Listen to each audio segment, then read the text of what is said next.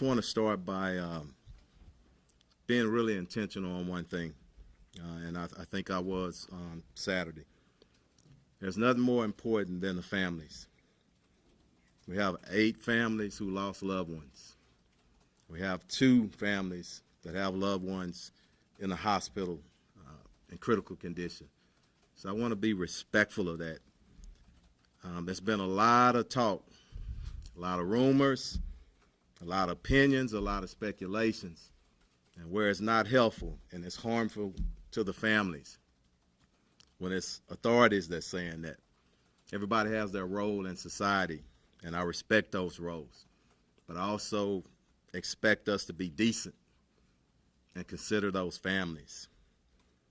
And that includes our Houston, Harris County officials.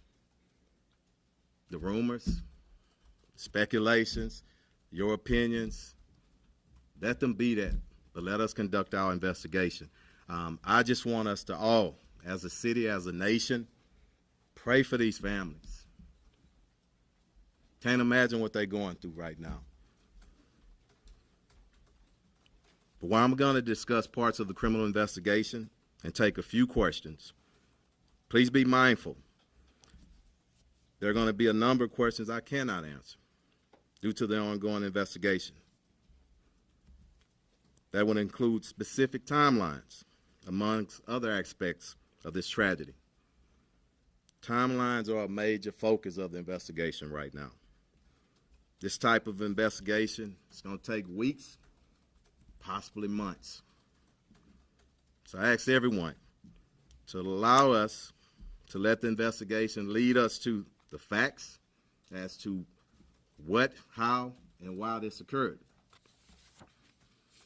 As police chief, I can promise you one thing. My team, we're going to be laser focused on investigating the facts, not pointing fingers at other organizations. Again, assumptions and opinions are not helpful. Our detectives will focus on facts and evidence to include the actions of all parties, including our agency. We will not investigate this case in the media, nor at press briefings. I hope everyone understands and respects that. As I speak, our detectives are meeting with our partners of the Harris County Institute of Forensic Sciences.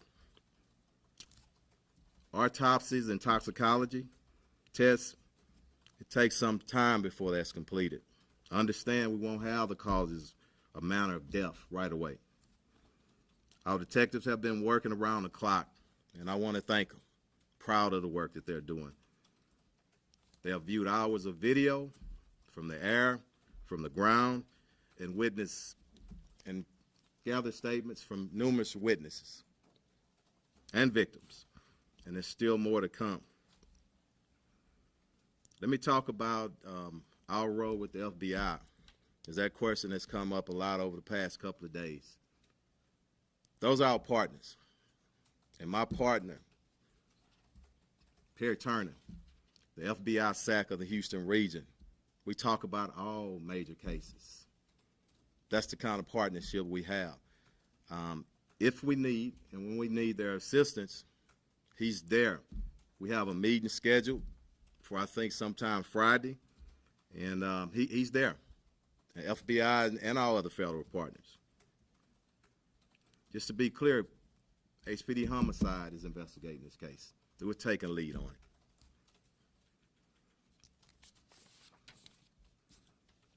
My goal here again, is not to cast blame on any organization, but update you to some aspects of the investigation. First of all, and most importantly, this is not a City of Houston sanctioned event. It's a Harris County sanctioned event. A lot of talk been discussed about the original contract. City of Houston, Houston Police Department did not take part of writing that or agreeing to the original contract. Harris County, NRG, and Live Nation participated in that. Saturday, I spoke of some numbers, and someone asked about the previous numbers. Let me give those to you. 2018, there were 170 officers that worked that event. 2019, we increased to 240.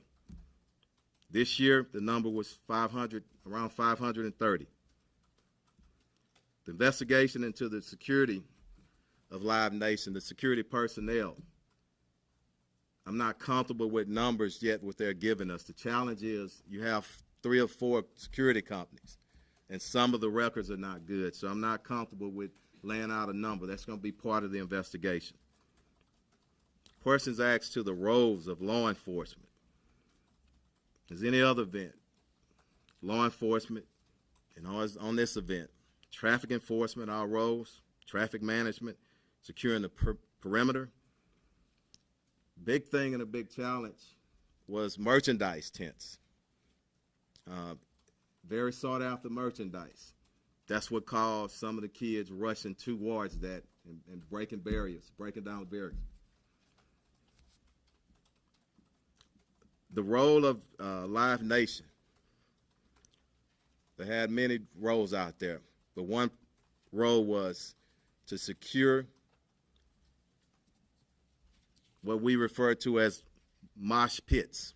There were 2 of them directly in front of the stage. Early stages of our investigation, statements have been revealed to HPD personnel. HPD personnel told necessary personnel of the performance in charge that CPR was underway on one or more individuals. They were told that. We communicated that to them. The time and the actions of the personnel in charge of the performance or the production team who received that information, I'm not going to speak to the reasons or the timing. That's a part of the investigation. And we're not here to confirm or deny those accounts. In terms of the security guard that I discussed on Saturday, if you can remember, members of the medical team in the medical tent said that a male security guard had come in and said that somebody had pricked his neck, and we felt that it could have been something ingested. We did locate that security guard. His story is not consistent with that. He says he was struck in his head. He went unconscious. He woke up in the security tent. He says that no one injected drugs in him. So we want to clear that part up.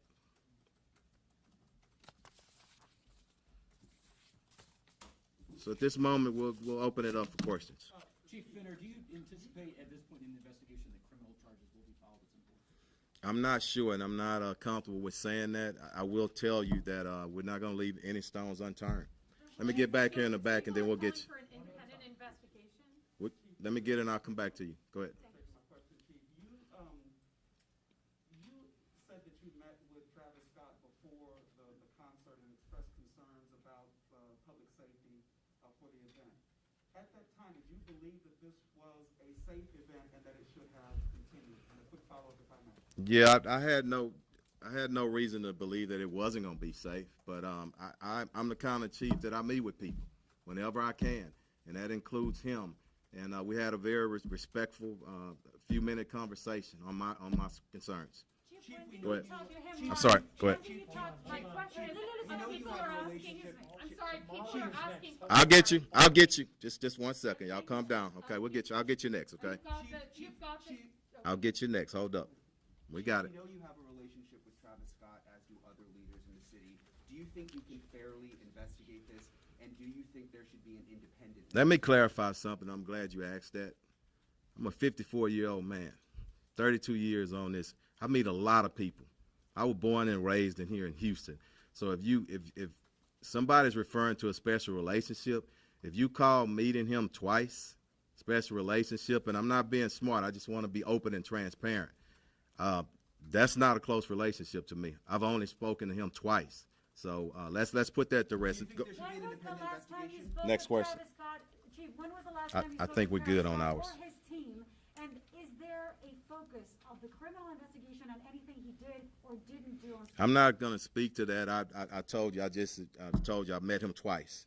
One time was the yeah, second time yeah. afterwards, or No, have you spoken to his no, team since? before the concert. The same as my statement. Go ahead, ma'am. Chief, there have been calls Yeah. for an independent investigation by an agency outside of Houston, outside of Harris County. Even the county judge has mentioned she wants an independent investigation.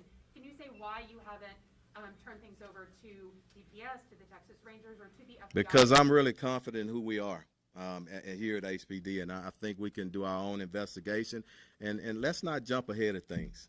We're only a few days into this, and I'm pretty confident of what our investigators are doing already. So go ahead. Can you help us understand how exactly the concert came to an end? As you watch the live stream of the concert, it appears that Travis Scott completes his set as he has performed in the weeks ahead of this.